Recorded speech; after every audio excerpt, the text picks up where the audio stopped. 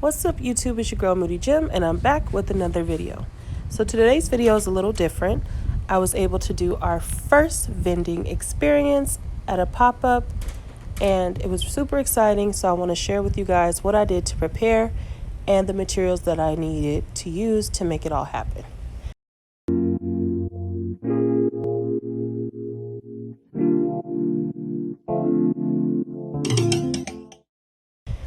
Most of my materials came from one location, which was awesome, and that was the Dollar Tree. A lot of items that they had there were available for very cheap and for bulk. One of the main things that I used was their Jot brand name tags. These were awesome. They come in a pack of 60 and they are very versatile. I also found accent pieces for my table. These scarves were used as accent pieces for the table. I didn't have any tablecloths, but I decided to use my blackout curtains as a way to save a few extra coins. I was blessed to have tables and chairs already available, so my job was just to make sure the table looked presentable. So when it comes to pop-up for jewelry, it's really hard to not spend a gang of money to create these displays because the things they have available start at around $80 and up.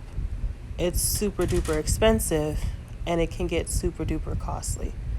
Because it's super duper expensive, I wanted to create my own displays. I know, I'm so corny. So I wanted to create my own displays.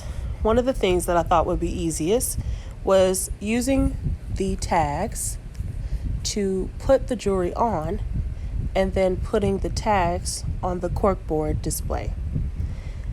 I didn't have a lot of time, so I just focused on getting some clear tags. If I did have more time, I might have used a cuter option such as push pins, maybe pearl top push pins or something a little bit more elegant. But again, I went for something that was affordable, and they had a pack of clear tags for $1 for 120, which is pretty solid in terms of getting my inventory displayed. I needed to have something to prop the display up with. I was able to find a nice solid piece of wood that I was using as the backer for the corkboard display. This worked out really well, and I was also able to display on that side as well. I was also able to use a mirror frame as a means of display. I took some and used that to create different layers. I had smaller and bigger layers depending on the size that I projected the earrings to drop down to. This was a super duper easy, if I say super duper one more time, this was a really easy way to display the earrings that were a little bit more fancy, giving them a little bit more space to breathe and more curb appeal. So that one was also fairly cheap. I just paid for the twine, and that only took $1 from the Dollar Tree. The mirror frame, I previously had a mirror that broke, and I just, for some reason, I kept that frame. I guess I just really liked the color. It's black, it's solid. So I don't have a mirror frame. This can also be done with a picture frame. You just take your twine, make 2 rows, and you're set. My last and final display, my favorite, is the necklace display. For this one, I was able to take a box from the canopy that I purchased, and I used that as the base for the stand. So all it is the cardboard box created into a triangle shape with reinforcements around it, like tape, to just keep it in that position. And then I was able to get some poster paper from the Dollar Tree again and wrap that around the entire box. It created a wonderful effect for displaying multiple necklaces. It was also really great because I was able to use the clear tacks to keep some of the pieces that would have easily slid down on the top of the display. So super affordable, super easy, and multiple necklaces could be displayed. I did have some more traditional things, such as necklace stands that I brought with me, as well as 2 earring stands that I purchased on Amazon. These things are optional. They do make it look a bit more posh, a bit more polished. So depending on your venue, you might want to go ahead and invest. My smallest earring stand was $3.99. My largest was $6.99. Still very affordable and wonderful. So beyond displays, I also had to consider payment methods and ways to advertise.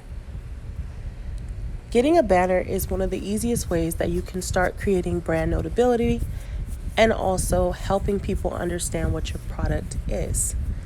For my particular brand, my image of the gem and the color scheme play well into the table, and so I made that a point to include on my banner. As far as our social media and things of the like, I was able to put that on our business cards.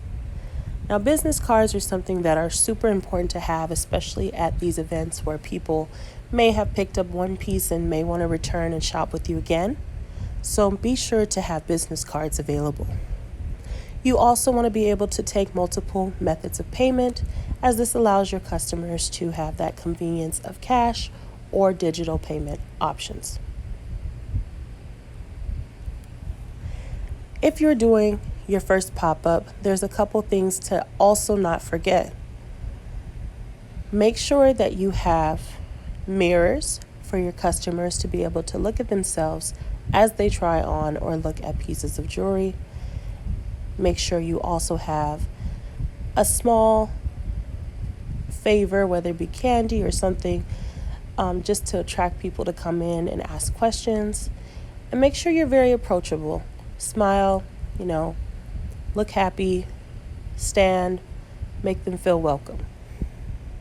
So that is all I have for today about preparing for a pop-up jewelry event, especially if you're selling vintage jewelry.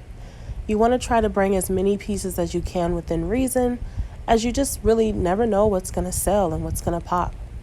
But again, make sure that you are preparing by considering a couple of things that I've said before, and happy vending.